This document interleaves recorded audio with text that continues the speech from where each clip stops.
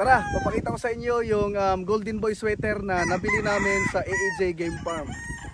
So ito yung farm namin, ni Thessalonica Farm. Pero konti pa lang, wala pang laman. Mga tipi pa lang. So ito yung mga broadcast natin.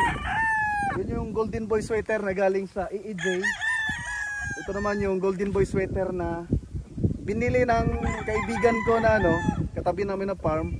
Binili niya, tapos binili ko naman sa kanya kasi nagamit niya ng isang taon. Yan. Pareha silang pure Golden Boy sweater. Okay? So tara, pakita ko sa inyo yung galing sa AEJ. Tapos kung magkano yung bili namin. Ang ganda pala ng sombrero natin, Sabong Pinas. Yan, ito, napakaloko itong maloko to. Maloko yung napili namin. Namalo to.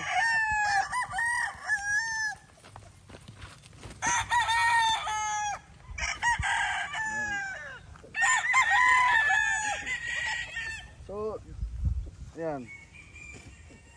Golden Boy sweater to, galing sa AEJ. Pakita natin yung wingban. Yung wingban. Ito yung wingban, Ayan, kulay green sa itim. Pakita natin sa ilalim. Kita ba, Kuya Andy? Kita. Ayan. Kulay itim sa kulay Ayan, AEJ Game Farm. Kita nyo? Loko. Ayan, loko. Pero magandang manok. Ayan, so ang bili namin ito, ang presyo nito sa AEJ Game Farm, nasa 30,000 yata. Kasi si Thessalonica Farm yung nagbayad Parang nasa 30,000 or 35,000, hindi ako sure. Pero parang yung nabayaran namin 90,000 kasi may kasama mga babae. Tara, pakita ko sa inyo kung bakit umabot ng 90,000 yung nabayaran namin. Dito naman nakalagay yung mga babae natin na nabili natin sa AEJ. Pakita ko sa inyo isa-isa.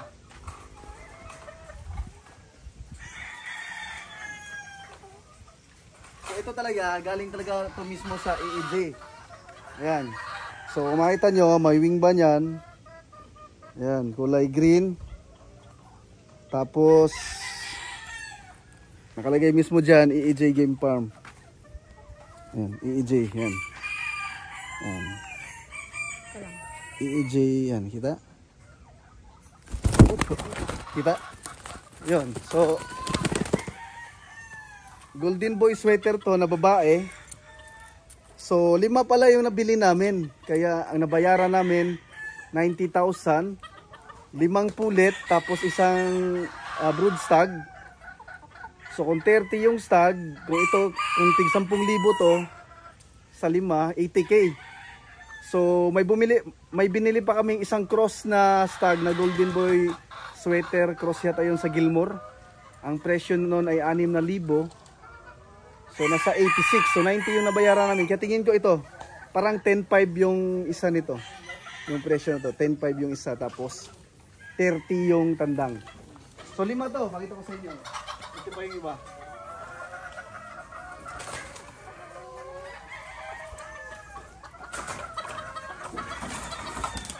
Ito yung una. Ito yung pangalawa. Ayan.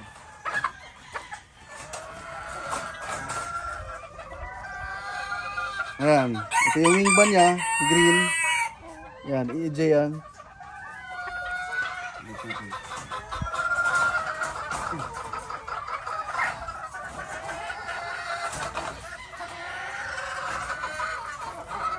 Ito yung pangatlo.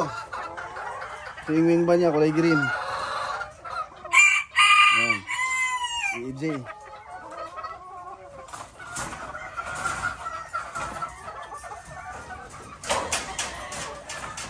Ito yung pang-apat. Ayan. Wingban ni AEJ.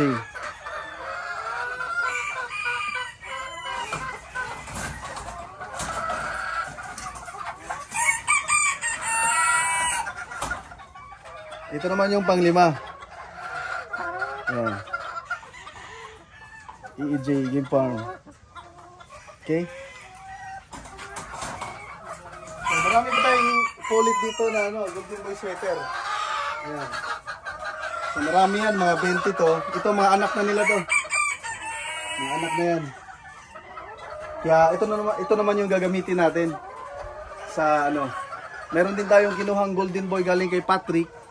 So maglilinyada rin tayo ng golden boy na galing kay Patrick, yung tandang. Tapos yung babae, yung anak ng EJ.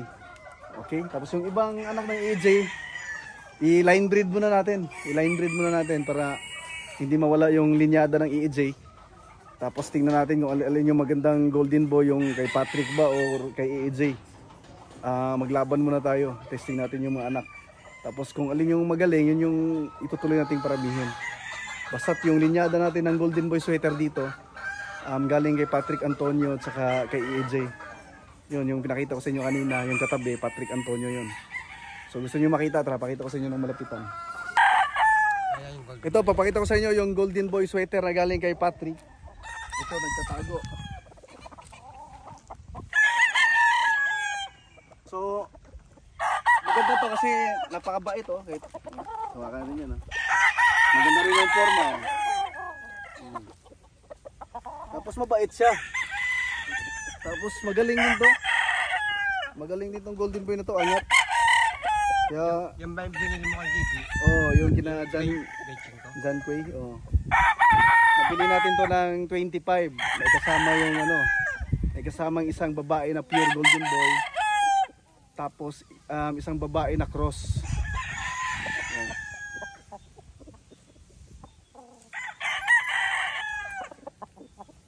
Ayan. Diba? Ang ganda katawan yan. Ang ganda katawan. So yun yung hawak natin pure na golden boy, dalawang klase. Itong kay Patrick, saka yung sa EEG. So ayan, yun yung presyo. Sa EEJ, parang yung trio nila, 50,000. Pure yun, class A. Ayan, tapos to, nagbe-breeding tayo. Pag makarami nito, pag magbenta ako, hindi naman ako magbibenta ng mahal. Yung presyo na sinasabi ko, yun yung presyo na nabilhan natin. Pag naka-breeding kami nito at magbenta kami, so tingin ko ano, baka wala pa sa kalahati yung presyo ng trio. So yun lang, salamat.